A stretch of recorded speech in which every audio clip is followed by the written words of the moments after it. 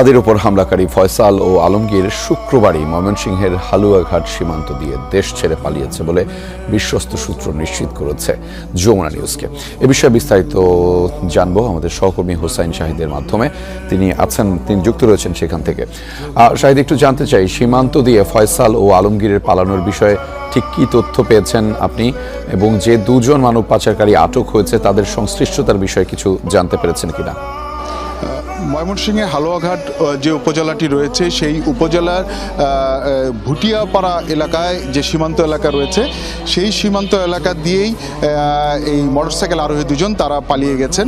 তো বিশ্বস্ত সূত্রে আমি যেটি জানতে পেরেছি, তারা শুক্রবার দিন ঘটনার পরপর প্রথমে মিরপুর থেকে আশুলিয়া হয়ে গাজীপুর হয়ে ময়মনসিংহে একটি প্রাইভেট কার যোগে আসেন।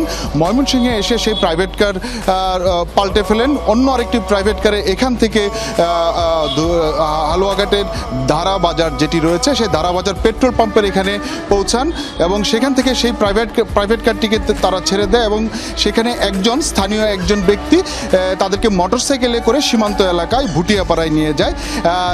যিনি এই মোটরসাইকেল করে তাদের দুইজনকে সীমান্ত এলাকায় নিয়ে গেছেন তিনি এখনও পুলিশের হাতে ধরা পড়েননি। তবে সেই সীমান্ত এলাকায় অবস্থানকারী অন্য যে দুইজন রয়েছেন সেই দুইজনকেই পুলিশ গ্রেফতার করেছে এবং তাদের কাছ থেকে যে তথ্য তারা সংগ্রহ করার চেষ্টা করছে। তো আমি এই বিষয়ে খোঁজ খবর নিয়ে বিশ্বস্ত সূত্রে যে বিষয়টি জানতে পেরেছি যে দুই মোটরসাইকেল আরোহী দুজন রয়েছেন তারা এখন কোথায় অবস্থান করছেন।